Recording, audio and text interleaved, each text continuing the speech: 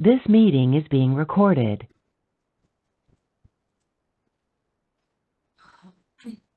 Good evening, good evening. Okay, video clear आ रही है गूगल मीट पे? और good evening Richa, good evening. Okay, कल वाली रिकॉर्डिंग में कुछ एरर हो गई। एक्चुअली सेशन ओवर होने के बाद 10 to 15 मिनट्स ओपन रखना है और इंटरनेट कनेक्शन ऑन रखना है ताकि वो सेव हो जाए। और 2-3 फाइल बनती है, वो कलेक्ट होके ऑटोमेटिक सेव होती है। ये मुझे पता नहीं था, मैंने ऑफ कर दिया हुआ था और रिकॉर्डिंग कलेक्ट ही नहीं हो पाई है। और वो मे भी कुछ वो उसमें से रिकवर हो जाए। ओके, आप लोगों ने बेयर एक्ट पढ़ा था कल जा करके या आज? बेयर एक्ट अगर आप लोगों ने पढ़ा तो किसी को कोई प्रॉब्लम हुई तो पूछ सकते हैं।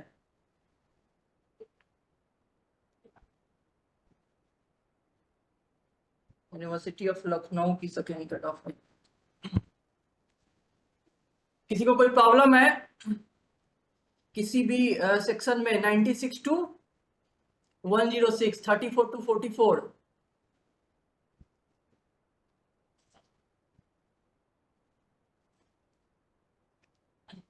बोलिए, किसी को कोई प्रॉब्लम नहीं है?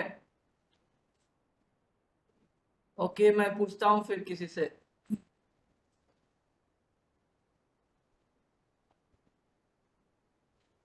ऋचा जी ने लिखा है state of UP versus Ram स्वरूप वाला केस एक बार बता दीजिए। जी ऋचा जी बता देते हैं, state of UP versus Ram स्वरूप वाला case.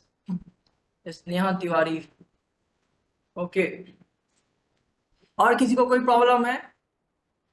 State of UP versus Ram स्वरूप देखिए, बहुत लैंडमार्क केसेस है इसमें। इसको आरओपीडी में आप बहुत जगह यूज कर सकती हैं। एग्रेशन की जब भी आप बात करेंगे कि हाँ एग्रेसर को नहीं अवेलेबल होता है आरओपीडी, किसको अवेलेबल होता है?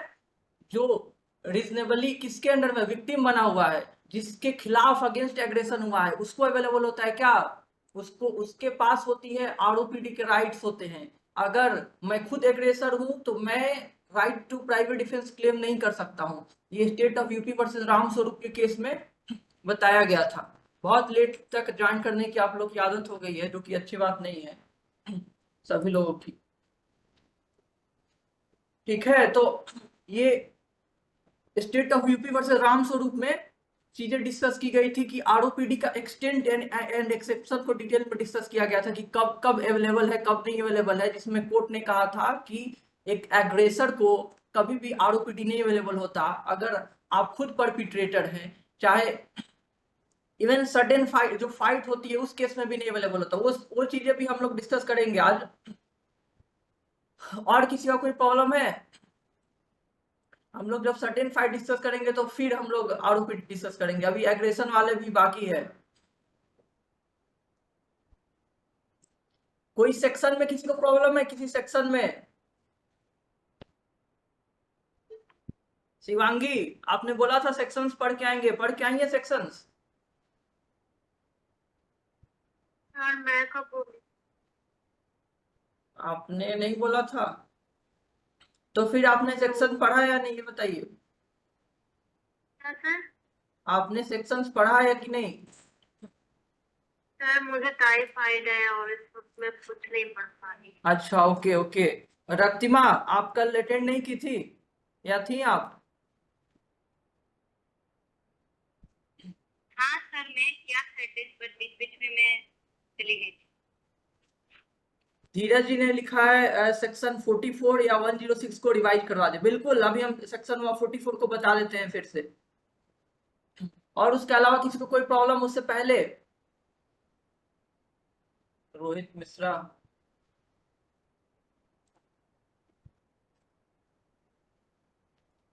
सेक्शन 44 के अलावा किसी सेक्शन में किसी को प्रॉब्लम? चलिए, सेक्शन 98 क्या है, कोई बताए? 98 यानी सेक्शन 36 ऑफ बीएनएस।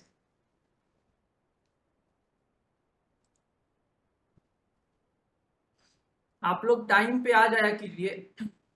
कोई और बताए? कौन बताएगा?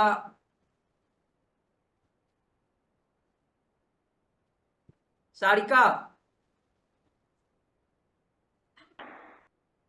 Yes sir. आप बताएंगे?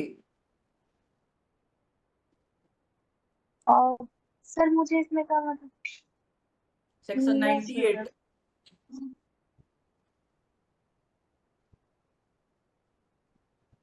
नो सर, हम एक्सप्लेन नहीं कर पाएंगे सर इसको हम। ओके। कौन बताएगा? और धीरज जी तो ऑलरेडी लिख चुके हैं, उनके अलावा रोहित मिश्रा।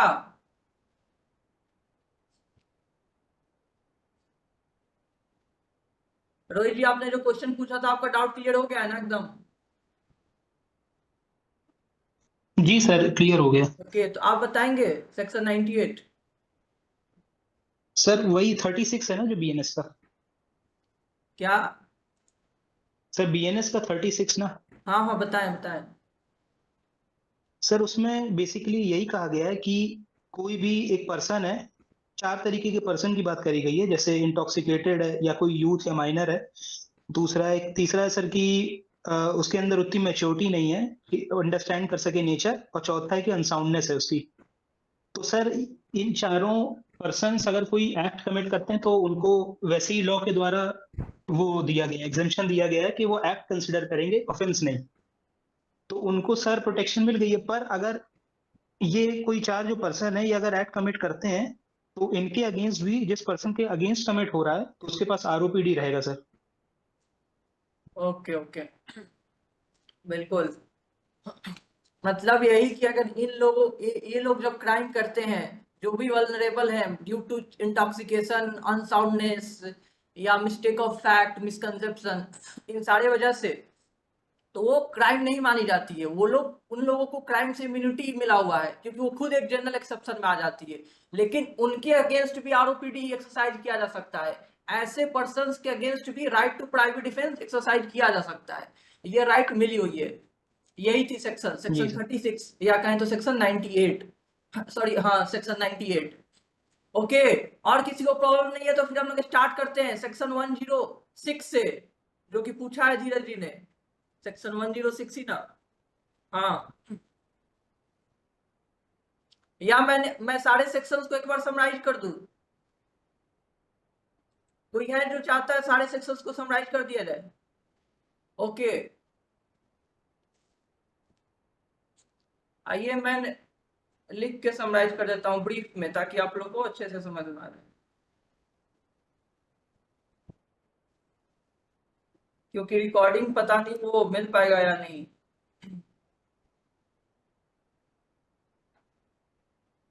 और सर कल की पीडीएफ भी।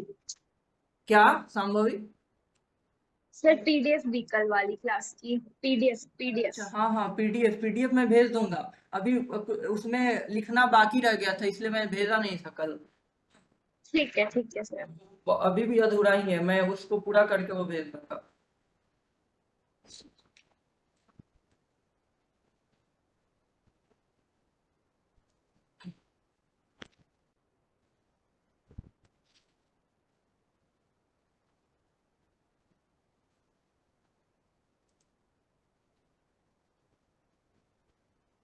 ये आप लोग को दिख रही है क्या?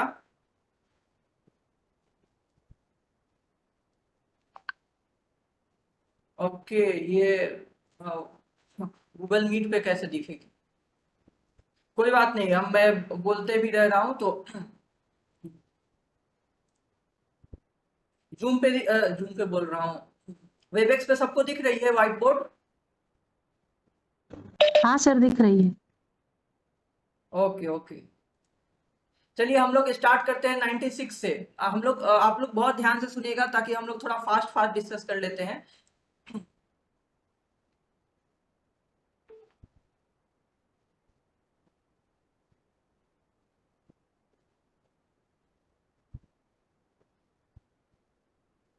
मैंने गूगल मीट पे जो भी है वो परेशान ना हो, व्हाइट बोर्ड उन्हें नहीं दिख रही हो, क्योंकि मैंने व्हाइट बोर्ड ऑन कर लिया हुआ है। और आप लोग कल हम लोग जो डिस्कस किए हुए थे उसी को मैं बताने जा रहा हूँ।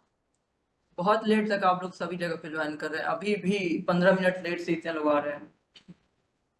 It's okay. हम लोग 96, सेक्शन 96 मैंने बताया था जी।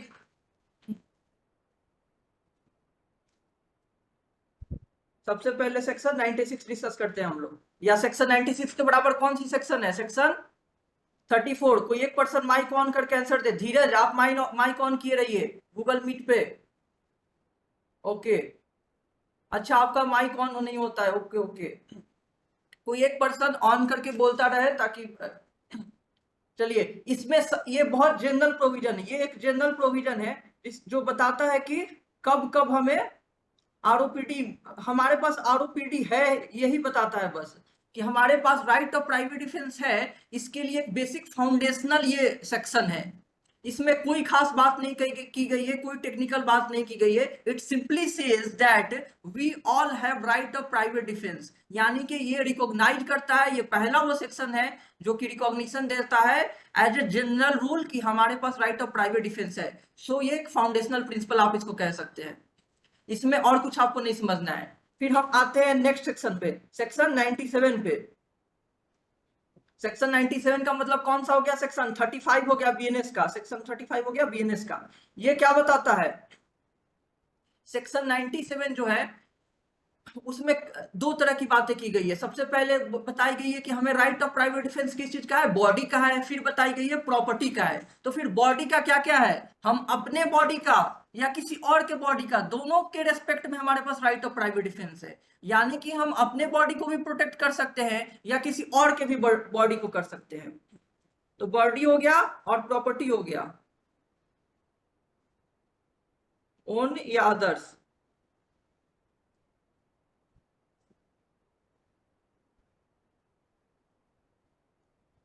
प्रॉपर्टी भी ओन या अदर्स।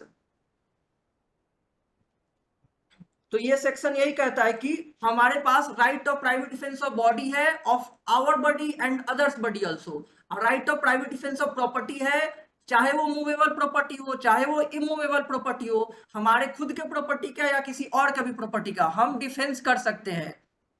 और इसमें 4 तरह का टर्म यूज हुआ है जिसके बारे में मैंने कल बताया था, थेफ्ट, रॉबरी, मिस्ट्री और क्रिमिनल ट्रेसपास। आप लोग बेयर एक्ट खोल के रखिए, देखते रहिए, बेयर एक्ट खोल के रखिए, स्पेशली जो लोग आज बस ज्वाइन हुए हैं वो लोग। थेफ्ट, रॉबरी, मिस्चीफ और क्रिमिनल ट्रेसपास, आप लोग जब क्लॉज बी देखेंगे तो उसमें लिखा हुआ है, क्लॉज ए में सिंपली लिखा हुआ है कि हम अपने बॉडी का या किसी और के बॉडी का प्राइवेट डिफेंस कर सकते हैं अगर हमारे अगेंस्ट कोई ऑफेंस हो रहा है। कैसा ऑफेंस? जो ह्यूमन बॉडी के अगेंस्ट का ऑफेंस हो। चैप्टर 16 जो है आईपीसी का, वो ह्यूमन बॉडी के ऑफेंस अगेंस्ट के ऑफेंस की बातें करता है। तो कोई भी ऑफेंस हो रहा हो, चाहे वो रेप हो रहा हो, चाहे मर्डर हो रहा हो, एनीथिंग, कोई ऑफेंस कमिट हो रहा है किसी और के साथ भी या हमारे साथ या किसी और के साथ, दोनों ही केस में हम उसे डिफेंड कर सकते हैं, प्रोटेक्ट कर सकते हैं। और रीजनेबल जो भी फोर्स है वो अप्लाई कर सकते हैं उस थ्रेट को रिपेल करने के लिए। ठीक है, तो यही बोलता है क्लॉज ए सेक्शन 97 का, या कहें सेक्शन 35 का। दूसरा जो क्लॉज बी है, क्लॉज बी क्या कहता है कि प्रॉपर्टी से रिलेटेड है। क्लॉज बी ही प्रॉपर्टी से रिलेटेड है, जो हमने देखा प्रॉपर्टी का, कि हम अपने प्रॉपर्टी का या किसी और के प्रॉपर्टी को प्रोटेक्ट कर सकते हैं, चाहे वो मूवेबल हो चाहे वो इमूवेबल हो, चाहे मूवेबल हो चाहे इमूवेबल, दोनों ही केस में हम प्रॉपर्टी को प्रोटेक्ट करने के लिए रीजनेबल फोर्स अप्लाई कर सकते हैं जो हमारे ऊपर थ्रेट है उसको रिपेल करने के लिए। और जो 4 टर्म्स यूज है, थेफ्ट, रॉबरी, मिस्चीफ और क्रिमिनल ट्रेसपास, इसका मतलब ये नहीं कि यही 4 प्रॉपर्टी रिलेटेड ऑफेंस है जिसके अगेंस्ट हम लोग आरओपीडी एक्सरसाइज कर सकते हैं। ये ब्रॉड वे में यूज किया गया है, ये अपने साथ बहुत सारे ऑफेंसेस को अपने में समाये हुए हैं। ये जो है वो बहुत सारे ऑफेंसेस से रिलेट करते हैं। फॉर एग्जांपल, रॉबरी लिखा हुआ है, डकैती नहीं लिखा हुआ है, तो डकैती भी इन्वॉल्व है, उस डकैती भी कमिट हो रहा है तो भी आप जो है आरओपीडी एक्सरसाइज कर सकते हैं। मिस्चीफ कई तरह के होते हैं, हर केस में आप इस्तेमाल कर सकते हैं आरओपीडी। क्रिमिनल ट्रेसपास, चाहे वो ट्रेसपास दिन में हो रहा हो चाहे रात में हो रहा हो, चाहे वो ट्रेसपास का पर्पस जो भी हो, बहुत तरह के ऑफेंसेस है, चाहे हाउस ब्रेकिंग हो रहा हो, हर केस में हमारे पास right of private defence available है। इसलिए ये जो टर्म्स यूज हुए हैं वो बहुत ब्रॉड टर्म्स में, ये बस इसलिए इनको लिखे गए हैं क्योंकि मोस्टली यही 4 बेसिक ऑफेंसेज हैं जिनसे सारे ऑफेंस रिलेट कर रहे होते हैं प्रॉपर्टी के। और इससे अगर माइनर कोई ऑफेंसेज होगा, इससे माइनर ऑफेंसेज जो एकदम माइनर प्रॉपर्टी रिलेटेड ऑफेंस है, उस केस में हमारे पास आरओपीडी नहीं होगा। राइट टू प्राइवेट डिफेंस जो है, ये ऑफेंसेज जो है इसलिए मेंशन किए गए हैं कि ये ऑफेंस बेसिक वो ऑफेंसेज है प्रॉपर्टी रिलेटेड जो कि हमारे आईपीसी में या बीएनएस में मेंशन्ड है। डीके दुबे इतने लेट से क्यों आ रहे हैं आप? ओके, तो ये चार ऑफेंसेस इसलिए मेंशन्ड है क्योंकि ये बेसिक नेचर के हैं और इनसे रिलेट कर रहे हैं बाकी सब। जैसे एक्सटॉर्शन जो हो गया, एक्सटॉर्शन हो रहा है तो उसमें भी हम right to private defence exercise कर सकते हैं। उसमें थेफ्ट की तरह ही होता है, बस फियर ऑफ इंजुरी होती है, कंसेंट नहीं होता है और फियर ऑफ इंजुरी होती है। तो ऐसे ही ऑफेंसेस सारे जो है रिलेट कर जाते हैं इन चारों से और सारे केसेस में अप्लाई कर सकते हैं आप। तो ये चार ऑफेंसेस जब लिखे हुए हैं तो इसका मतलब ये नहीं कि यही 4 तक लिमिट है right of private defence property के केस में। अब हम आते हैं अगला सेक्शन पे। बोर्ड सबको विजिबल है क्या? कोई एक पर्सन बोल दे माइक ऑन करके। Yes sir. ओके, अब हम सेक्शन 98 पे आते हैं। 98 का है या सेक्शन 36 बीएनएस, ठीक है। 98 या सेक्शन 36 ऑफ भारतीय न्याय संहिता, इसमें जो अभी हम लोगों ने डिस्कस किया, देखिए कुछ ऐसे कंडीशंस दिए हुए हैं जब वो अवेलेबल होता है तो कोई भी एक्ट क्राइम नहीं होती है। जैसे कि क्या हो गया, माइनॉरिटी हो गई, कोई पर्सन अगर यूथ है, सेक्शन 82 और 83 हम लोग पढ़ते हैं कि क्रिमिनल एग्जम्पशन होती है। अगर कोई पर्सन 7 ईयर से बिलो है या 7 से 12 ईयर के बीच में है तो अलग अलग कंडीशन में लायबिलिटी नहीं अराइज होती है, क्रिमिनल लायबिलिटी। तो कोई person due to reason of youthness या माइनॉरिटी क्रिमिनल लायबिलिटी से एग्जेम्प्ट हो सकता है, तो ये एक रीजन हो सकता है। दूसरा क्या रीजन हो सकता है? दूसरा हम लोग पढ़ चुके हैं, लैक ऑफ मैच्योरिटी होती है। मान लीजिए लैक ऑफ मैच्योरिटी है या इसको अंडरस्टैंडिंग भी कह सकते हैं। फिर हम अनसाउंडनेस पढ़ चुके हैं, इंटॉक्सिकेशन भी पढ़ चुके हैं, हमने मिस्टेक ऑफ फैक्ट पढ़ा हुआ है।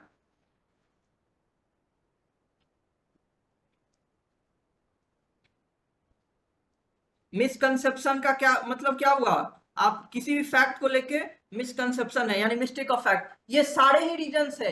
ये सारे ही रीजंस में से कोई अवेलेबल होता है। देखिए कोई पर्सन अनसाउंड है, माइंडेड है, तो उसका किया हुआ एक्ट क्राइम नहीं होता है। कोई इंटॉक्सिकेटेड स्टेट में है, वो इनवॉलेंटरी इंटॉक्सिकेशन है, तो उसका किया हुआ एक्ट जो होता है वो क्राइम नहीं होता है।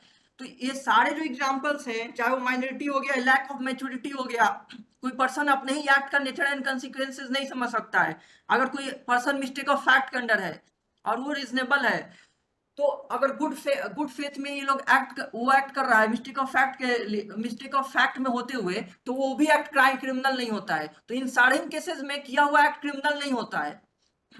एज ए जनरल रूल हम लोग पढ़ते हैं कि राइट ऑफ प्राइवेट डिफेंस कब अवेलेबल होता है? जब कोई हमारे अगेंस्ट क्रिमिनल एक्ट हो रहा होता है। तो जब हमारे अगेंस्ट कोई क्रिमिनल एक्ट हो रहा है तभी right of private defence available होता है, नहीं तो नहीं होता है, उसके अलावा नहीं होता है। लेकिन ये एक्सेप्शन हो गया उसका। यहाँ पे जो एक्ट हो रहा है हमारे अगेंस्ट, वो एक क्रिमिनल एक्ट नहीं है।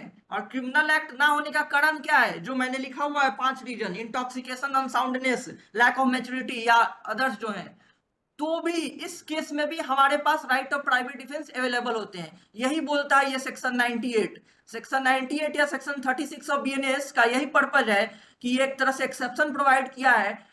किस चीज का? एक जनरल रूल का, जनरल प्रिंसिपल है राइट ऑफ प्राइवेट डिफेंस का, कि हमें एक एग्रेशन के अगेंस्ट में रिपेल करने का राइट दिया गया है, एक अनलॉफुल एग्रेशन के अगेंस्ट में। The aggression must be unlawful. Lawful होगा, लॉफुल एग्रेशन कैसा हो सकता है? जैसे कि स्टेट का कोई अथॉरिटी हो, हमें पुलिस अरेस्ट करने आई है, पुलिस पकड़ रही है जबरदस्ती अरेस्ट करने के लिए, वो एग्रेशन है, लेकिन वो लॉफुल एग्रेशन है। एक लॉफुल एग्रेशन के अगेंस्ट हमारे पास राइट ऑफ प्राइवेट डिफेंस नहीं होता है। हमारे खिलाफ डिक्री एग्जीक्यूट हो रही है, चाहे वो फोर्सफुली की जा रही है, तो भी हमारे पास राइट ऑफ प्राइवेट डिफेंस नहीं है, क्योंकि वो एग्रेशन जो है वो लीगल है, लॉफुल है। इसलिए मैं बोल रहा हूं ये सेक्शन जो है, यहाँ पे कोई एक्ट इलीगल ना है फिर भी हमारे पास राइट ऑफ प्राइवेट डिफेंस दिया गया है। और वो इलीगल ना होने का कारण यही 5 रीजंस है कि by reason of youth, by reason of lack of maturity और अंडरस्टैंडिंग, या अनसाउंडनेस ऑफ माइंड हो गया, या इंटॉक्सिकेशन हो गया, या मिसकंसेप्शन हो गया। इस स्टेट में कोई पर्सन क्राइम कर रहा होता है, कोई पर्सन कोई एक्ट कर रहा होता है, सामने से कोई एग्रेशन आ रही है, तो उसको हम रिपेल करने के लिए ऐसे ही फोर्स यूज कर सकते हैं जैसे नॉर्मल किसी भी केस में कर सकते हैं। तो यही ये सेक्शन 98 या सेक्शन 36 ऑफ बीएनएस है, इसमें इसके अलावा और कुछ भी नहीं है। फिर हम आते हैं सेक्शन 99 पर। सेक्शन 99 पर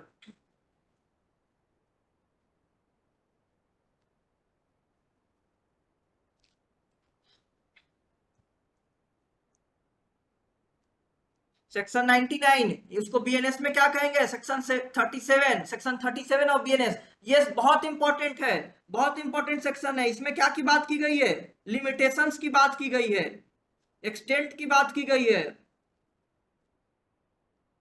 एक तरह से कह सकते हैं ये भी एक्सेप्शन है आरओपीडी का।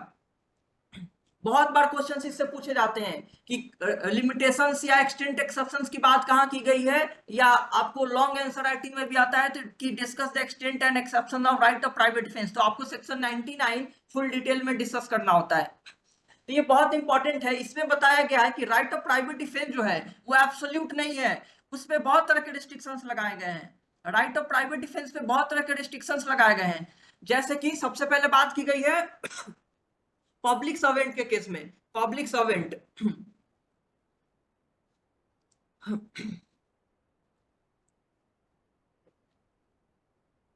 देखिए, पब्लिक सर्वेंट कोई एक्ट जब कर रहा होता है तो उसके अगेंस्ट कोई प्राइवेट डिफेंस नहीं होता है, राइट ऑफ प्राइवेट डिफेंस नहीं होता है।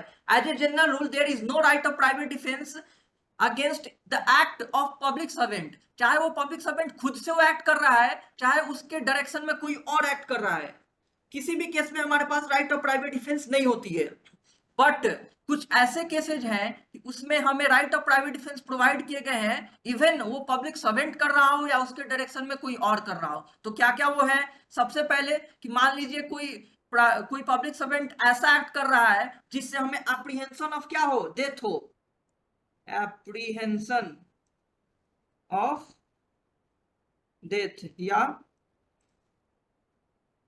ग्रीवियस हर्ट हो। अगर हमें एप्रीहेंशन ऑफ डेथ हो या ग्रीवियस हर्ट हो तो इस केस में हम क्या कर सकते हैं, right of private defence exercise कर सकते हैं। या दूसरा, अगर वो इल इंटेंशन के साथ कर रहा हो, इल इंटेंशन यानी कि गुड फेथ में वो ना कर रहा हो, अगर वो पब्लिक सर्वेंट गुड फेथ में वो एक्ट ना कर रहा हो तो भी हम कर सकते हैं। और तीसरा, वो कलर ऑफ ऑफिस में ना कर रहा हो। मान लीजिए वो पब्लिक सर्वेंट, पता ही नहीं है हमें कि वो पब्लिक सर्वेंट है, कोई अरेस्ट करने आ गया पुलिस ऑफिसर, और कोई ऐसा प्राइमा फेसाई देख कर नहीं लग सकता है, वो ना ड्रेस पहना हुआ है, ना उसके पास आइडेंटिटी कार्ड है, ना ही वो वारंट दिखा रहा है कि वारंट एग्जीक्यूट करने आया है। इस केस में क्या होगा, हमें राइट मिल जाती है कि हम रिपेल कर सकते हैं, हम अरेस्ट को भी प्रिवेंट कर सकते हैं। तो अगर वो पब्लिक सर्वेंट जो है वो ऑफिशियल कैपेसिटी में नहीं एक्ट कर रहा है, ऑफिशियल कैपेसिटी में एक्ट करने के लिए उसे जो लीगल प्रोसीजर है वो फॉलो करना है, उसे बताना है, उसको दिखाना है कि हाँ मेरे पास वारंट है, मैं तुम्हें अरेस्ट करने के लिए कॉम्पिटेंट हूँ, I have competency to follow the orders of the court, और whatever I am going to do I am competent to do that. ये प्रूफ करने की जिम्मेवारी किस पे है, उसी पुलिस ऑफिसर पे है। और इसके लिए उसको कुछ खास नहीं करना है, अगर वो ड्रेस में है, अगर उसके पास आइडेंटिटी कार्ड है, उसके पास नेम बैज है, उसके पास वारंट है, दैट इज सफिशिएंट। उसको तो उससे ज्यादा कुछ एक्सप्लेन नहीं करने हैं। बट अगर वो ये भी नहीं कर पा रहा है, उस केस में भी हमारे पास राइट आ जाती है कि हम प्राइवेट डिफेंस यूज कर सकें, किसके अगेंस्ट में, उस पब्लिक सर्वेंट के अगेंस्ट में। तो ये हो गया एक एक्सेप्शन हो गया, किस चीज के केस में, पब्लिक सर्वेंट के अगेंस्ट में हम कब जो है आरओपीडी एक्सरसाइज कर सकते हैं। उसके बाद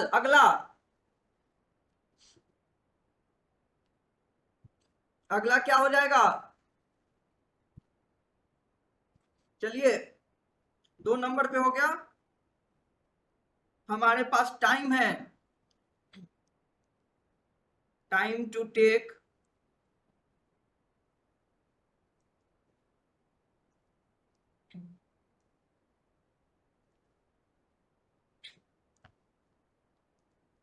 देखिए दूसरा रीजन हो गया कि अगर हमारे पास टाइम है कि हम क्या कर सकें, हेल्प ले सकें, हम हेल्प ले सकें, अगर इसके लिए हमारे पास समय है, किसका हेल्प ले सके, कोई भी लॉ इन्फोर्समेंट एजेंसी हो सकती है, कोई ऑथोरिटी हो सकती है, चाहे वो पुलिस हो गया, चाहे दूसरा कोई स्टेट का एजेंसी हो गया जिसका हम हेल्प ले सकते हैं। बिल्कुल धीरज जी, उस केस में अगर हम नहीं, हमारे पास अपॉर्चुनिटी है कि हेल्प लेना है, तो हमें प्राइवेट डिफेंस नहीं एक्सरसाइज करना है, हमें वो करना है, हमें उस अथॉरिटी के पास कांटेक्ट करना है ताकि वो लोग हमें प्रिवेंट करें। तो हम खुद से तभी एक्सरसाइज करेंगे आरओपीडी जब हमारे पास बिल्कुल समय ना हो कि हम किसी पब्लिक अथॉरिटी का हेल्प ले सकें, और चाहे दूसरे वे में हम उस थ्रेट को रिपेल कर सकें। अगर थ्रेट रिपेल करने का दूसरा तरीका है, जैसे मैंने कल एग्जांपल दिया था, कोई बाहर से अटैक कर रहा है, हमारे पास ऑप्शन है कि हम गेट बंद कर ले।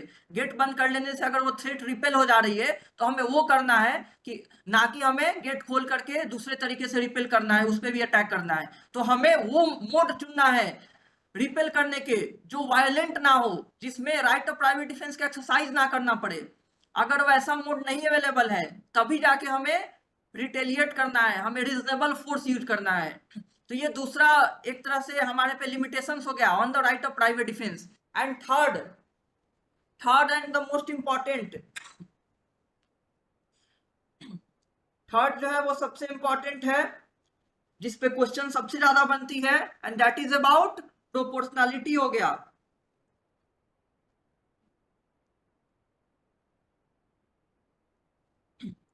प्रोपोर्शनलिटी यानी हमें रीजनेबल फोर्स यूज करना है, हमें रीजनेबल फोर्स यूज करना है। देखिए, हमें जब राइट ऑफ प्राइवेट डिफेंस जब हम एक्सरसाइज कर रहे होते हैं तो हमें उतना ही फोर्स यूज करना है जितना जरूरी है जो थ्रेट है उसको न्यूट्रलाइज करने के लिए। जो फोर्स नेसेसरी है थ्रेट को न्यूट्रलाइज करने के लिए उतना ही हमें फोर्स यूज करना है, उससे ज्यादा नहीं। उससे ज्यादा अगर हम यूज करेंगे तो हम जो है वो हमारे लिमिटेशंस को एक्सटेंड कर जाएंगे, हमारी भी लायबिलिटी आ जाएगी। इसलिए force necessary to neutralise the threat, यही होती है reasonability.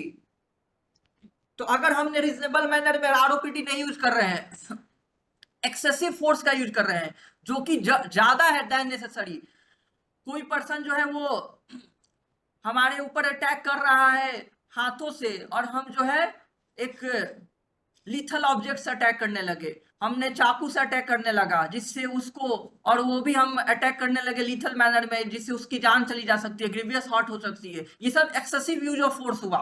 Excessive use of force is not justified in the name of right of private defence. So the force use to repel the threat must be reasonable और must be proportional, और आप जितना हमारे ऊपर threat है उसी के proportion में हमें जो है रिपेल करने के लिए जो फोर्स है वो यूज करना है। अगर वो एक्सटेंड करेगा तो हमारी लायबिलिटी अलग से डिटरमिन की जाएगी, हम जो है खुद एग्रेसर बन जाएंगे। ये सेक्शन यही हो गया, इसमें और कुछ नहीं है इस सेक्शन में। हम आगे के वाले सेक्शन पे आते हैं। चलिए अगला कौन सा सेक्शन हो जाएगा, सेक्शन 100 हो जाएगा, सेक्शन 100 या सेक्शन 38 ऑफ बीएनएस। ये देखिए बहुत इंपॉर्टेंट सेक्शन है, सेक्शन 100 या सेक्शन 38 ऑफ बीएनएस।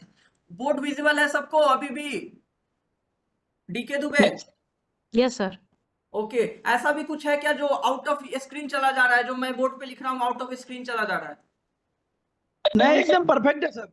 ओके आगे बढ़ता रहा। ठीक है, तो हम लोग सेक्शन 100 पे आ रहे हैं। सेक्शन 100 यानी section 38 of BNS, 38 of BNS है। इसमें क्या बताया गया, इसमें बताया गया है कि आरओपीडी ऑफ बॉडी का यूज करते हुए कब कब हम डेथ कॉज कर सकते हैं, यानी कि right of private defence of body का यूज करते हुए कब कब हम डेथ कॉज कर सकते हैं, यही बताए गए हैं सेक्शन 100 में या कहें सेक्शन 38 ऑफ बीएनएस में। तो जाहिर सी बात है ये बहुत हीनियस नेचर का ऑफेंसेस की बात की गई होगी, क्योंकि जब हीनियस नेचर का ऑफेंसेस होते हैं उसी केस में हमें इतना राइट दिया जाता है कि हम जो रिपेल करने के लिए जो फोर्स है वो भी ज्यादा यूज कर सकते हैं और किसी का डेथ भी कॉज कर सकते हैं। जब भी डेथ कॉज करने की बात की जा रही है तो उसके साथ ये इंप्लाइड है कि उससे कम इंजुरी भी हम कॉज कर सकते हैं। डेथ ही नहीं कॉज करना है, उससे कम कॉज करना है, जो मन करे वो मैक्सिमम डेथ कॉज कर सकते हैं। ये बोली जा रही है कि अप टू हम डेथ भी कॉज कर सकते हैं। हो सकता है ग्रीवियस हर्ट ही हो या हर्ट कॉज करे, लेकिन अप टू डेथ कॉज कर सकते हैं। तो उसमें बहुत सारे कंडीशंस है कि कब कब कॉज कर सकते हैं। तो सबसे पहला क्या हो गया, सबसे पहला इसमें हो जाएगा कि जब हमें एप्रीहेंशन ऑफ डेथ हो, एप्रीहेंशन ऑफ डेथ, देखिए, जब हमारे ऊपर ही मरने का खतरा हो, सामने से इतना लिथल फोर्स का यूज किया जा रहा है, हमारे ऊपर जो एग्रेशन है वो इतना लीथल है कि हमें खुद मरने का खतरा है। जैसे कि कोई गोली चला रहा हो, जैसे कि कोई तलवार से हम पे बार बार अटैक कर रहा हो, ये सब उस तरह के अटैक्स हैं जिसमें हमारी मौत हो सकती है। इस केस में हम भी इस तरह से रिटेलिएट कर सकते हैं कि सामने वाले की भी डेथ कॉज हो जाए तो भी वो जस्टिफाइड है, सामने वाले की डेथ कॉज करना भी जस्टिफाइड है इन दैट केस। तो ये एक ऐसा ये बहुत ग्रीवियस नेचर का ये क्या है, एग्रेशन है, इसीलिए हम पे रिटेलिएशन का जो ये दिया राइट दिया गया है वो भी ग्रीवियस नेचर का दिया गया है। तो ये पहला है। दूसरा क्या हो जाएगा फिर, एप्रीहेंशन ऑफ किस चीज का, ग्रीवियस हर्ट का। अगर एप्रीहेंशन ग्रीवियस हर्ट का हो, कोई आपका हाथ काट रहा है, पैर काट रहा है, आपकी आंख को डैमेज कर रहा है, कोई भी सीरियस नेचर की इंजरी दे रहा हो जो ग्रीवियस हर्ट के कैटेगरी में आती है, उस केस में भी हमारे पास ऑप्शन है कि हम भी लीथल फोर्स का यूज करें उसको रिपेल करने के लिए लीथल फोर्स का यूज करें और सामने वाले को ग्रीवियस इंजरी कॉज कर सकते हैं। किस चीज के लिए, वो रिपेल करने के लिए। और कब तक कर सकते हैं वो हमें आगे मिलेगा। ये नहीं कि सामने वाला मारना बंद कर दिया और हम भी ग्रीवियस हर्ट हो गया तो हम भी कॉज करते रहे, हम पे वो अटैक कर दिया है तो हम भी करते रहे, ऐसा नहीं है। अब हम तीसरा देखते हैं। तीसरा क्या था, तीसरा है रेप के केस में।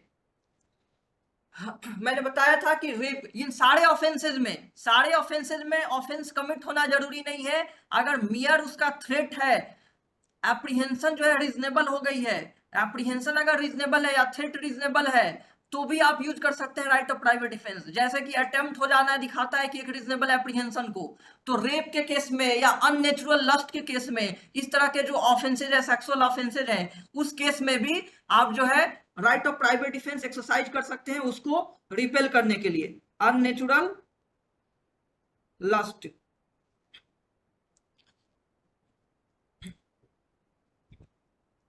तो जरूरी नहीं है कि ऑफेंस कमिट होना स्टार्ट हो जाए, ऑफेंस कमिट स्टार्ट होने के पहले भी हम एक्सरसाइज कर सकते हैं। 4 हम लोग ने देख लिया, डेथ, ग्रीवियस हर्ट, रेप या अननेचुरल लस्ट के केस में।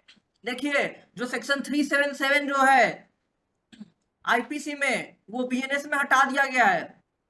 बीएनएस में वो प्रोविजन नहीं है, कंप्लीटली ओमिट कर दिया गया है। और अभी कुछ दिन पहले दिल्ली हाई कोर्ट ने वो सेंटर से पूछा भी है कि बताइए क्या 377 के जो ऑफेंसेज है, अननेचुरल सेक्सुअल ऑफेंसेज जो थे, वो अब है भी कि नहीं ऑफेंसेज, क्योंकि कहीं भी उसके लिए कोई प्रोविजन बीएनएस में नहीं बनाई गई है। तो दिल्ली हाई कोर्ट ने सेंटर से इस पे क्लैरिफिकेशन मांगी है। ठीक है, तो हम आगे बढ़ते हैं। ये 4 तरह के ऑफेंसेज हो गए। फिर हम लोगों ने डिस्कस किया था कि किडनैपिंग, अगर किडनैपिंग हो रही है और एब्डक्शन हो रही है, इस केस में भी, किडनैपिंग या एब्डक्शन के केस में भी हमारे पास ऑप्शन है कि हम उसको रिपेल करने के लिए लीथल फोर्स का यूज करें। लीथल फोर्स का यूज करें क्या करने के लिए, रिपेल करने के लिए। और क्या हो जाएगा इसके बाद, इसके बाद मैंने बताया था रॉन्गफुल कन्फाइनमेंट। रॉन्गफुल कन्फाइनमेंट छठा हो गया ये रॉन्गफुल कन्फाइनमेंट। अगर हमें कंप्लीटली कन्फाइन किया जा रहा है और ऐसा खतरा है कि हमें पब्लिक अथॉरिटी का सहारा भी नहीं मिल पाएगा, हमें बाहर निकलने के लिए ऑप्शंस भी नहीं रहेंगे और हमें पब्लिक अथॉरिटी को की भी हेल्प लेने के लिए हम जो है एक्सेस नहीं कर पाएंगे, तो इन सारे केसेस में भी हम यूज कर सकते हैं लीथल फोर्स रिपेल करने के लिए। कन्फाइनमेंट जो है वो क्लियर होनी चाहिए, वो रिस्ट्रेंट नहीं होनी चाहिए, that must be complete confinement. और जो है ऐसा नहीं कि आपके पास ऑप्शंस हो कि आप पब्लिक अथॉरिटी का एक्सेस ले सकें। अगर आपके पास आपकी कन्फाइनमेंट हुई है, जैसे कि आपके पास फोन है, मान लीजिए आपको रूम में बंद कर दिया गया है और आपके पास फोन है, तो आप तो अभी हेल्प ले सकते हैं किसी और की। इस केस में नहीं अप्लाई होगा। अगर आपको ऐसा डर है कि आप किसी का हेल्प नहीं ले पाएंगे, पब्लिक अथॉरिटी का हेल्प नहीं ले पाएंगे, तभी आप यूज कर सकते हैं। और लास्ट हमने देखा था acid attack. Acid attack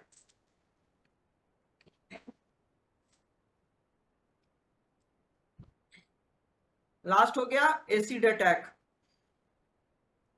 criminal law amendment act जब हुआ था 2013 में, बहुत सारे क्राइम्स को अमेंड किया गया था जो वीमेन रिलेटेड ऑफेंसेज है और कुछ एड ऑन किया गया था। तो एसिड अटैक से रिलेटेड जो क्राइम है उसको भी ऐड किया गया था।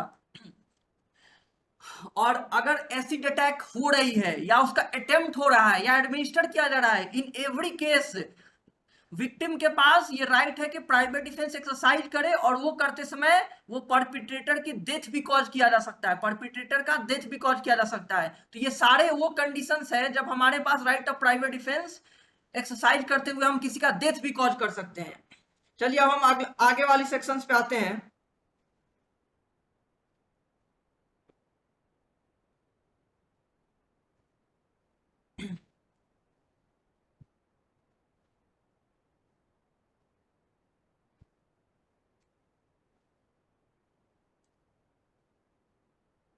अभी तक किसी को कोई प्रॉब्लम है तो पूछे। किसका आज पहला क्लास था? कौशिकी? Yes sir. आपको समझ में आ रहा है? यस सर, समझ में आ गया। अभी और भी सेक्शंस बाकी हैं। अभी तक का जो पढ़ाई हुआ उसमें कोई प्रॉब्लम है तो बताइए। हम लोग थोड़ा फास्ट जा रहे हैं क्योंकि ये सब हम लोग कल डिस्कस कर चुके हैं। ये सर, ये वैसे भी पढ़ा हुआ है, इसमें कोई चेंज नहीं है, तो आ रहा है समझ में। हाँ हाँ, ये पुराने वाले प्रोविजंस ही हैं, उसी को नए वाले में भी वही प्रोविजंस को इनकॉर्पोरेट किया गया है, इसमें चेंज नहीं किए गए हैं। चलिए अब हम लोग आगे वाले सेक्शंस देखते हैं। अब हम सेक्शन 101 देखते हैं। 101 यानी सेक्शन 39 ऑफ बीएनएस। देखिए 101 में कुछ नहीं बोल रहा है, इसमें कह रहा है कि किस सर्कमस्टांस में डेथ कॉज करना जो होती है जस्टिफाइड नहीं होती है। डेथ कॉज करना जस्टिफाइड नहीं होती है जब हमारे ऊपर जो थ्रेट है, हमारे ऊपर जो एप्रीहेंशन है या हमारे ऊपर जो अटैक हो रही है वो लीथल नेचर का नहीं है। उस केस में हमें ये राइट नहीं दिया गया कि हम डेथ कॉज करें। डेथ कॉज करना हर केस में नहीं जस्टिफाइड है, तो इसीलिए सेक्शन 101 बनाया गया है कि अगर जो सेक्शन 100 में यानी सेक्शन 38 ऑफ बीएनएस में जो ऑफेंसेस मेंशन्ड है उसके अलावा अगर कोई ऑफेंस कमिट हो रहा है, उसके अलावा कोई ऑफेंस जैसे कि जनरल हर्ट हो रहा है, रॉन्गफुल रेस्ट्रेंट हो रहा है, ऐसे और कोई भी ऑफेंस कमिट हो रही है, तो हम जो है सामने वाले को की डेथ नहीं कॉज कर सकते हैं। आरओपीडी हम एक्सरसाइज कर सकते हैं, हम भी जो है अप्रोप्रिएट फोर्स यूज कर सकते हैं, लेकिन डेथ कॉज नहीं कर सकते हैं इन एनी सर्कमस्टांसेस। इसीलिए ये सेक्शन बनाया गया है अलग से कि डेथ कॉज करना is not justified in any other case. कौन से other case? Other than those offences which are mentioned under section 100 of IPC और सेक्शन 38 ऑफ बीएनएस। उसके अलावा किसी भी केस में हम डेथ कॉज नहीं कर सकते हैं, यही बताया गया है इसमें। इसके अलावा और कोई बात नहीं की गई है। अब सेक्शन हम 102 पर आते हैं। 102 यानी सेक्शन 40 ऑफ बीएनएस। ठीक है, 102 में अब क्या बताई गई है? इसमें बताई गई है सबसे पहले कि कमेंसमेंट की बात की गई है।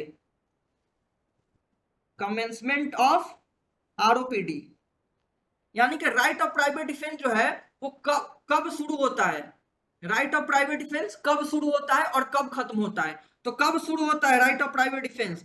जैसे ही एप्रीहेंशन शुरू होती है, जैसे ही एप्रीहेंशन शुरू होती है वैसे ही राइट ऑफ प्राइवेट डिफेंस भी शुरू हो जाता है। यानी कि जब भी हम में खतरा स्टार्ट हो गया, रीजनेबल एप्रीहेंशन, एप्रीहेंशन का मतलब कि कोई भी वेग या प्रिज्यूम्ड नहीं, ऐसा नहीं कि हम मान लेंगे कि हाँ एप्रीहेंशन शुरू हो गई थी और हमने रिटेलिएट कर दिया। रीजनेबल एप्रीहेंशन को प्रूफ करने का बर्डन उसी पर्सन पे होगा जो आरओपीडी क्लेम कर रहा है। ठीक है, तो रीजनेबल एप्रीहेंशन हो गई। फॉर एग्जाम्पल अटेम्प्ट का हो जाना एक बहुत अच्छा प्रूफ है दिखाने के लिए कि एक रीजनेबल एप्रीहेंशन थी, कि सामने वाले ने अटेम्प्ट कर दिया अच्छा क्राइम कमिट करने के लिए। कोई एक गोली चला दिया, उसके बाद हम भी चला दिए। सामने वाले ने 2 बार तलवार हम पे तलवार से अटैक कर दिया था इसलिए हम भी कर दिए। अब ये नहीं कि कोई लेके आ रहा था हम अटैक कर दिए, वो रीजनेबल नहीं है। तो जब भी रीजनेबल एप्रीहेंशन स्टार्ट हो जाती है, from that very moment right of private defence also begins. Right of private defence भी स्टार्ट हो जाती है। इसलिए जैसे ही एप्रीहेंशन शुरू हुई हमारे पास आरओपीडी शुरू हो गया। अब आ जाए कि कब तक वो चलती है, यानी कि कब खत्म होता है। एंड ऑफ आरओपीडी कब होता है, यानी कब तक कंटिन्यू होगा? तो सेम आंसर हो गया कि जैसे ही एप्रीहेंशन ओवर हुआ, जैसे ही एप्रीहेंशन ओवर हुआ आरओपीडी भी ओवर हो जाता है। टिल थ्रेट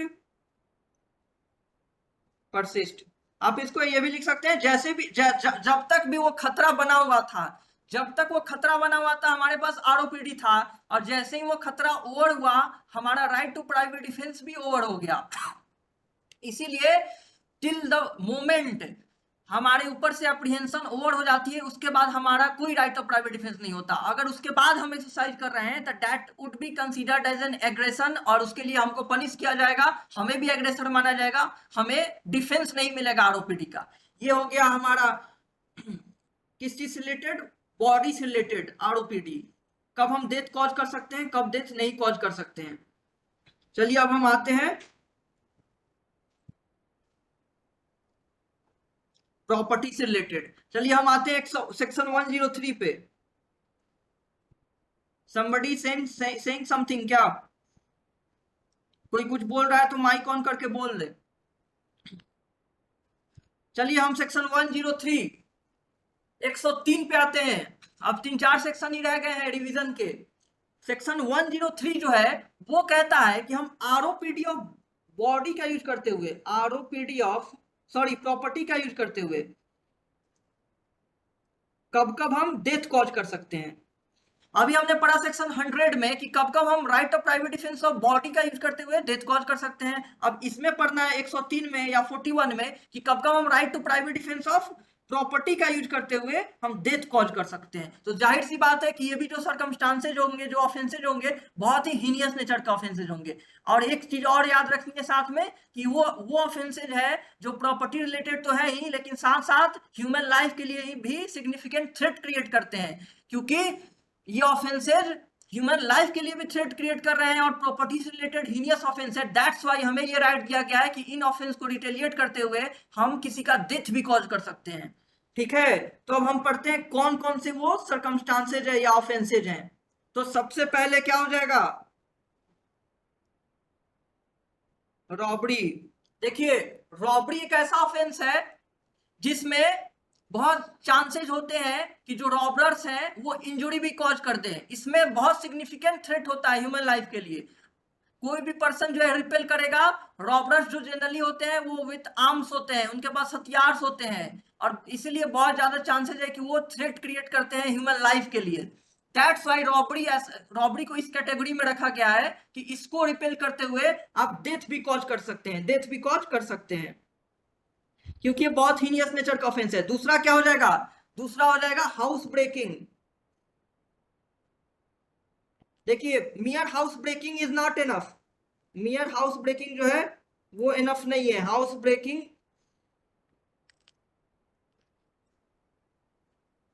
बाय नाइट, दिन में घर तोड़कर घर में एंटर करना, और रात में, दोनों में डिफरेंस होता है।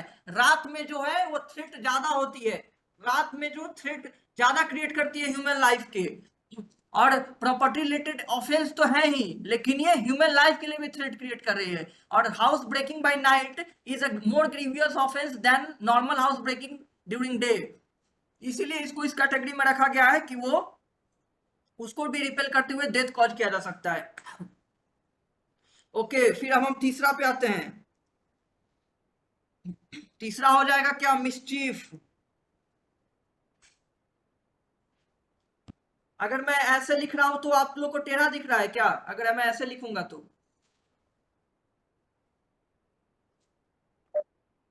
कोई सही दिख रहा है सर, उधर तो बायां हो जा रहा है, नीचे की तरफ जिस तरह लिख रहे थे वैसे ही लिखिए आप।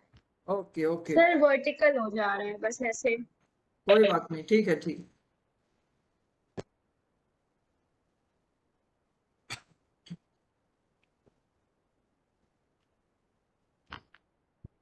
चलिए हम लोग तीसरा पढ़ रहे हैं जो कि मिसचीफ है। मिसचीफ के बारे में मैंने पहले भी बताया हुआ था कि किसी को इंजुरी कॉज करना या डैमेज कॉज करने को ही मिसचीफ कहते हैं। आप इंटेंशनली किसी को लॉस कॉज कर रहे हैं, वही मिसचीफ होता है। किसी प्रॉपर्टी की वैल्यू कम कर दे रहे हैं जानबूझ करके, कोई एक्ट करके, किसी के खेत में आग लगा देना, किसी का प्रॉपर्टी का वैल्यू कम कर देना डैमेज करके, इस तरह का एक्ट होता है वो मिसचीफ होता है। तो जो नॉर्मल मिसचीफ है, नॉर्मल मिसचीफ के केस में आप किसी का डेथ नहीं कॉज कर सकते हैं। लेकिन अगर मिसचीफ बाय फायर हो रहा है, आग का यूज करके, और वो भी किस चीज के, किसी के बिल्डिंग को, किसी के टेंट को, या किसी का जो जहाज होता है उसको आप नष्ट कर रहे हैं, जो कि रहने में काम होता था या प्रॉपर्टी रखने में। जो प्रॉपर्टी होते हैं उसका काम किस लिए किया जाता है, दो चीजों में किया जाता है, या तो खुद के लिए रहने में काम किया जाता है, या दूसरा होता है प्रॉपर्टी को रखने में काम किया जाता है। घर का यूज जो है या टेंट का यूज, दोनों में यूज हो सकता है, खुद के रहने के लिए या प्रॉपर्टी को रखने के लिए। अगर कोई ऐसा प्रॉपर्टी है, बिल्डिंग है, टेंट है, वेसल है, जिसका यूज हम प्रॉपर्टी को कस्टडी में रखने के लिए करते थे या खुद रहने के लिए करते थे, और उसके अगेंस्ट मिसचीफ बाय फायर का ऑफेंस कमिट हुआ है, then in that case we have right of private defence even to the extent of causing the death of the perpetrator. हम उसमें रिपेल करते हुए ऑफेंडर का डेथ भी कॉज कर सकते हैं। इसलिए नॉर्मल मिसचीफ बाय फायर जो है उसको भी नहीं रखा गया है। वो कमिट किस पे हो रहा है, स्पेसिफिक बनाया गया है किसी बिल्डिंग, टेंट या वेसल पे, जिसका यूज हमें रहने के लिए या प्रॉपर्टी को रखने के लिए करते थे। इन दैट ओनली केस हमारे पास ये राइट है कि हम सामने वाले की डेथ कॉज कर सकते हैं। चलिए अब चौथा जो है वो 4 तरह के ऑफेंस की बात की गई है। थेफ्ट की बात की गई है, फिर मिसचीफ की बात की गई है। मिसचीफ बहुत तरह की होती है। हाउस ट्रेसपास की बात की गई है, और चौथा नहीं, यही 3 की बात की गई है। लेकिन अब इन तीनों के साथ एसोसिएटेड क्या होने चाहिए, डेथ या ग्रीवियस हर्ट का एप्रीहेंशन होना चाहिए। देखिए ध्यान से देखिए, अगर थेफ्ट कमिट हो रही है या मिसचीफ कमिट हो रही है या हाउस ट्रेसपास कमिट हो रही है, और ऐसा परिस्थिति में हो रही है कि हमें एप्रीहेंशन ऑफ डेथ या ग्रीवियस हर्ट है, अगर नहीं है एप्रीहेंशन ऑफ डेथ या ग्रीवियस हर्ट, तो ये ऑफेंसेस के लिए डेथ नहीं कॉज कर सकते हैं। चोरी हो रही है उसके लिए हम सामने वाले की डेथ नहीं कॉज कर सकते हैं। हाउस ट्रेसपास कोई कर दिया है, घर में कोई इंटर कर गया है अनलॉफुली, इसके लिए हम डेथ नहीं कॉज कर देंगे। लेकिन घर में कोई घुस गया है और हमारे ऊपर ग्रीवियस हर्ट का एप्रीहेंशन कर, हमारे ऊपर ग्रीवियस हर्ट कर रहा है या उसका एप्रीहेंशन है हमें, तो हम कर सकते हैं, या डेथ का। तो theft, mischief and house trespass, इसके साथ जब क्या मिल जाएगा, इसके साथ आप ऐड कर देंगे apprehension of death and grievous hurt, तब हमारे पास हो जाता है आरओपीडी आ जाता है डेथ कॉज करने तक का। थेफ्ट, मिसचीफ या हाउस ट्रेसपास अगर together with apprehension of death और grievous hurt, then we have right of private defence to the extent of causing death of the perpetrator. समझ में आया आप लोग को ये चारों? कौशिकी, यस सर, आ गया समझ में। इसके अलावा किसी केस में नहीं कॉज कर सकते हैं डेथ। इनमें जो मेंशन्ड है सेक्शन 103 या सेक्शन 41 बीएनएस में जो मेंशन्ड है क्राइम प्रॉपर्टी रिलेटेड, इसके अलावा कोई ऐसा प्रॉपर्टी रिलेटेड ऑफेंस नहीं है जो हो रही है और हम रिपेल करते हुए डेथ कॉज कर दे सामने वाले की, मतलब परपिट्रेटर की, ओनली दीज ऑफेंसेस के केस में। तो ये चारों आप लोग अगर समझ में आ गया, बेयर एक्ट आप लोग पढ़िएगा, बेयर एक्ट में यही बातें लिखी हुई हैं, और कोई भी दिक्कत होगी तो आप लोग पूछिएगा, एग्जैक्टली यही बातें लिखी हुई है, इसके अलावा और कुछ नहीं लिखा हुआ है। तो इन्हीं सारे केसेस में हमारे पास राइट है। अब हम बढ़ते हैं अगले सेक्शंस पे।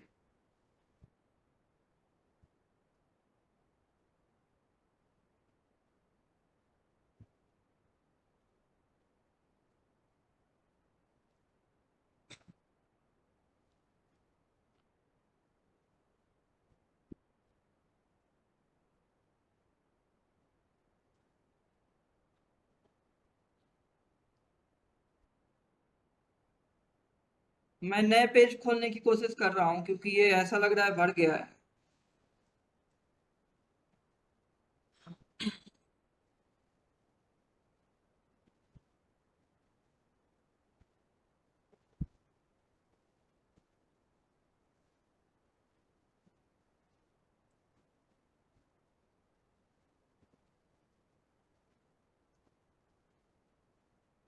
ओके,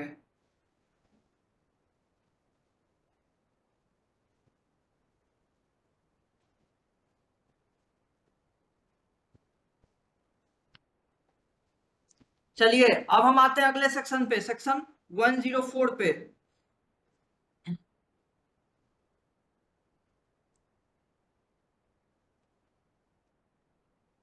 104 जो है सेक्शन, उसको और क्या कहा जाएगा? सेक्शन 42 ऑफ बीएनएस कहा जाएगा। सेक्शन 42 ऑफ बीएनएस, इसमें और कोई नई बात नहीं की गई है। जो हमने 101 में देखा, जो हमने 101 में देखा था, वही बात की गई है। इसमें कहा गया है कि अगर 103 में जो मेंशन्ड ऑफेंसेज है, 103 में जो मेंशन्ड प्रॉपर्टी रिलेटेड ऑफेंस है, उसके अलावा कोई अगर ऑफेंस कमिट हो रही है, in that case we do not have authority to the extent of causing death of the perpetrator. आप डेथ के अलावा कुछ और कॉज कर सकते हैं, डेथ के अलावा दूसरा हार्म कर दीजिए आप, और वो दूसरा हार्म रीजनेबल होना चाहिए। सेक्शन 99 को हमेशा ध्यान में रखना है।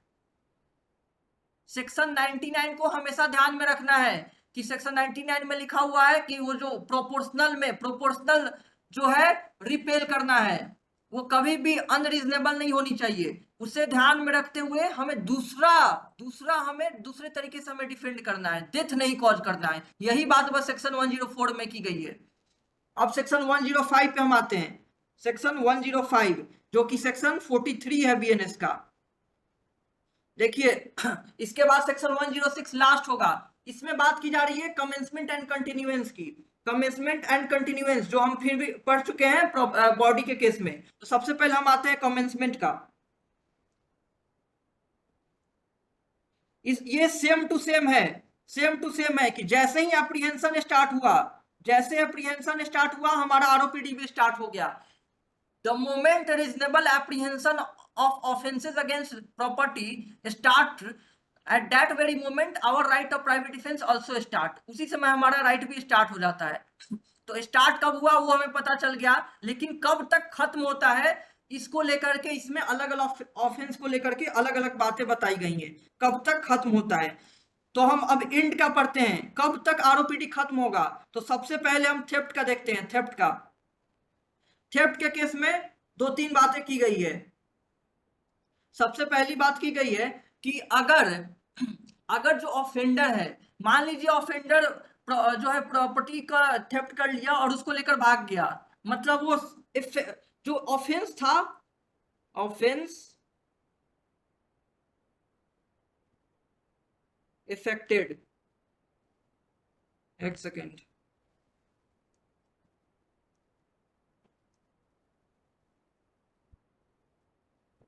अब पढ़ा रही होगी। ऑफेंस जो है वो इफेक्टेड हो गया, मतलब कंप्लीट हो गया। मान लीजिए एक तरह से ऑफेंडर जो है प्रॉपर्टी लेकर के चला गया, भाग गया ऑलरेडी, तब हमारा right of private defence over हो जाता है। हालांकि इसको लेकर थोड़े बहुत डिस्प्यूट है। कुछ स्कॉलर्स का कहना है कि ऑफेंडर जो है प्रॉपर्टी लेकर चला भी गया, तब भी हमारे पास राइट ऑफ प्राइवेट डिफेंस होती है। और जहां मुझे वो ऑफेंडर मिलेगा, मुझे वो प्रॉपर्टी दिखेगी, मैं अपना प्रॉपर्टी क्लेम ले सकता हूँ रीजनेबल फोर्स का यूज करके। हम अपने प्रॉपर्टी को कभी भी ले सकते हैं, बाद में भी 5 दिन 10 दिन बाद भी मुझे वो प्रॉपर्टी दिखी, हम ले सकते हैं। बट जो मोस्ट एक्सेप्टेड भी वो है कि हम उस क्रम में जब हमारे साथ ऑफेंस कमिट हो रही थी, in that process I have authority to exercise right of private defence, और हम सामने वाले को इंजुरी कॉज करेंगे और हम अपने प्रॉपर्टी को रिसीव करेंगे, रिकवर करेंगे। लेकिन एक बार कमिट हो गई सक्सेसफुली, उसके बाद राइट हमारा एक्सटेंड कर जाता है। तो ये जो है ऑफेंस अगर कंप्लीट हो गई तो हमारा राइट भी ओवर हो जाता है। दूसरा क्या है कि हम अपना प्रॉपर्टी जो है वो रिकवर कर लिए। मान लीजिए आपका फोन चोरी करके कोई भाग रहा है। फोन जो है आजकल बहुत ज्यादा ही लोग रोड पे, आपने देखा होगा कुछ नए तरीके का ऑफेंस आया हुआ है पिछले 7-8 सालों से, जो बहुत ज्यादा होती है कि हाथ से लोग छीन करके फोन भाग जाते हैं। इसीलिए रोड पर चलते हुए क्या नहीं करना चाहिए, फोन नहीं चलाना चाहिए और फोन हाथ में नहीं रखे रहना चाहिए। नहीं तो बाइक रिकनेक्टिंग लिख रही है। क्या मैं ऑडिबल और विजिबल हूं? क्या बोर्ड आपको दिख रही है?